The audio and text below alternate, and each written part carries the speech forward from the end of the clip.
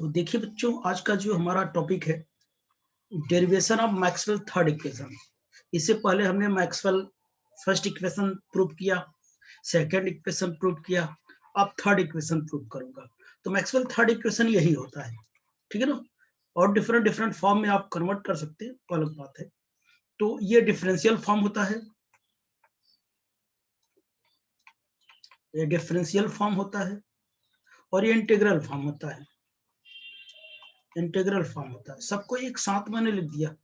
और याद रहे मैक्सवेल इक्वेशन बहुत इंपॉर्टेंट है, ठीक है ना। शॉर्ट में आपको चारों इक्वेशंस पूछ सकता है, ठीक, एक साथ लिखने के लिए। और जब लॉन्ग में पूछेगा तो आपको डेरिवेशन पूछ लेगा, ठीक। तो आइए हम लोग प्रॉपर इसे प्रूव करते हैं। तो third equation, Maxwell third equation.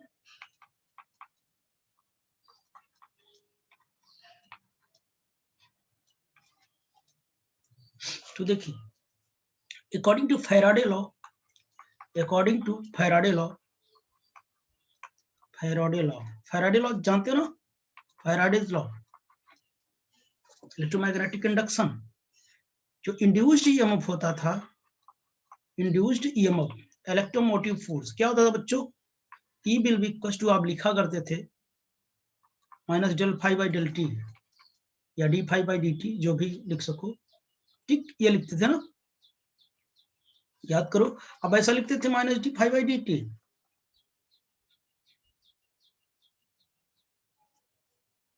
लिखते थे ना। तो ये होता है, ये will be equal to minus del five by del T. तो अब देखना आप लोग, या वही लिख दो सीधा ही, कोई दिक्कत नहीं। तो अब देखना आप लोग, मैं इसे ऐसा भी लिख दूं क्या, इंड्यूस्ड ईएमएफ, इंड्यूस्ड ईएमएफ को मैं ऐसा भी लिख सकता हूं, कुछ बताएगा क्यों, close, close integral of, line integral of electric field, ऐसा मैं क्यों लिख दिया। इसे 1 दिया, इसे 2 दिया। आपको पता है जो इलेक्ट्रिक फील्ड होता है वो कितना, v बाई डी होता है। तो v will be equal to E into D.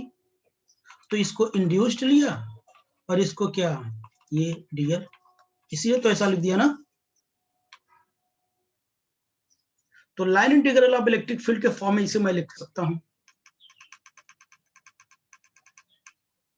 Okay बच्चों, लिख सकता हूं ना। तो अब देखना क्या करूंगा, अब दोनों को इक्वेट करता हूं, from 1 and 2, from 1 and 2, from 1 and 2। तो अब बताए, दोनों को इक्वेट कर देता हूं। जैसे दोनों को इक्वेट करूंगा तो ये आएगा E dot D L will be equal to minus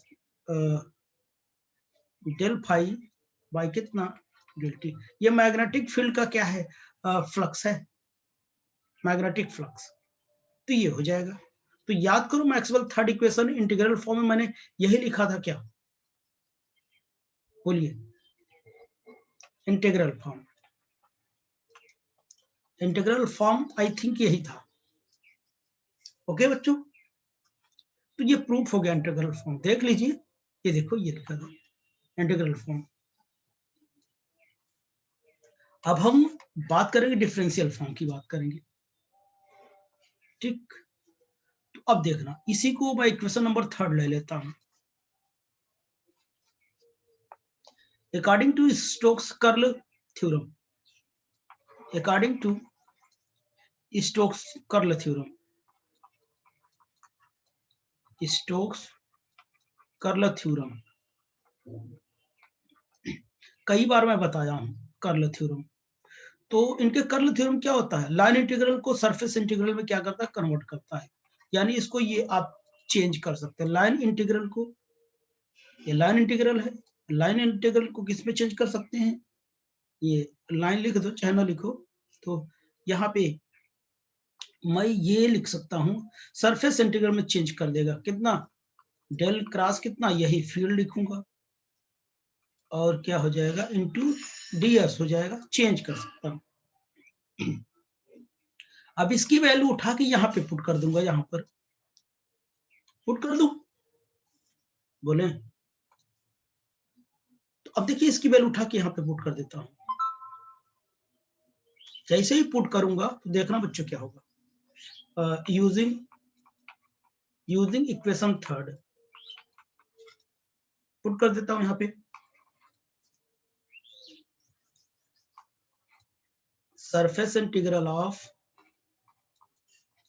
del cross E इतना हो जाएगा, और ये माइनस डेल फाई पाई कितना डेल टी, ये मैग्नेटिक फ्लक्स है ना, ये याद रहे आपको।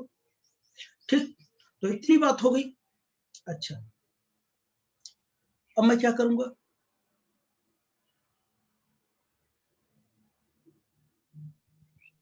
बोलो।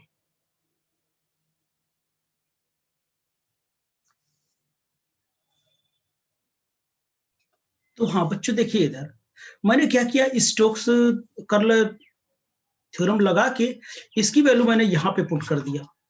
ठीक, इसकी वैल्यू मैंने यहाँ पे पुट कर दिया, ये आपने देखा यहाँ पे पुट कर दिया, यहाँ पे जो पुट कर दिया इसके स्थान पर यह है। अब देख रहा इसको मैं क्या लिखता हूँ, इसको एक बार और राइट डाउन करता हूँ। तो अब देखिए यस डेल क्रॉस ई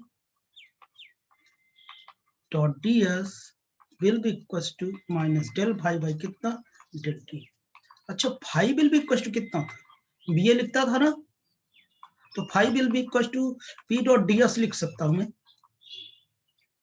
तो यहां पर देखना आप लोग minus del by del T लिखा, और यहाँ पे अगर मैं लिखूंगा तो इसको मैं ऐसे इंटीग्रेशन के फॉर्म में लिख सकता हूँ, इंटीग्रेशन के फॉर्म में लिख तो बी डॉट कितना डीएस के फॉर्मेट में लिख सकता हूँ, ये del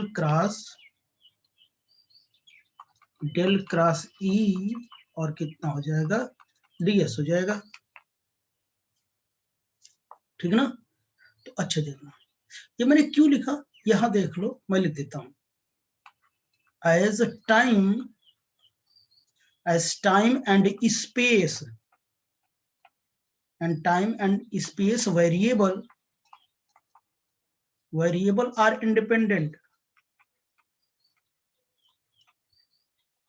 independent of each other so we can change, we can interchange them। यानी ये क्या है, टाइम एंड स्पेस वेरिएबल जो होता है वो एक दूसरे पर इंडिपेंडेंट होता है, तो एक दूसरे को आप इंटरचेंज कर सकते हैं। ठीक, तो अगर मैं इसको देखो इसको मैंने ऐसे लिखा था, इंटीग्रल फॉर्म में लिखेंगे तो ये लिखते हैं ना, उठा के यहाँ पे रख दिया, बस कुछ और नहीं है।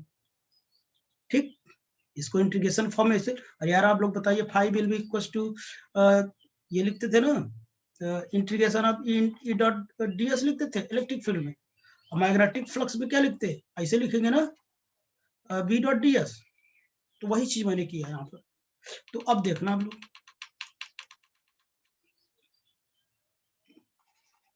अच्छा अब देखना यहां से क्या करूंगा बच्चों, यहां से देखिए सरफेस इंटीग्रल ये सरफेस दोनों तरफ है, ये दोनों चीजें हटा दो, क्या बचा हमारे पास डेल क्रॉस ई हो जाएगा, और क्या बचा will be equal to minus del, ये क्या करेगा ये बचेगा माइनस डेल बी बाई कितना हो जाएगा डेल टी। ये क्या है, डिफरेंशियल फॉर्म है,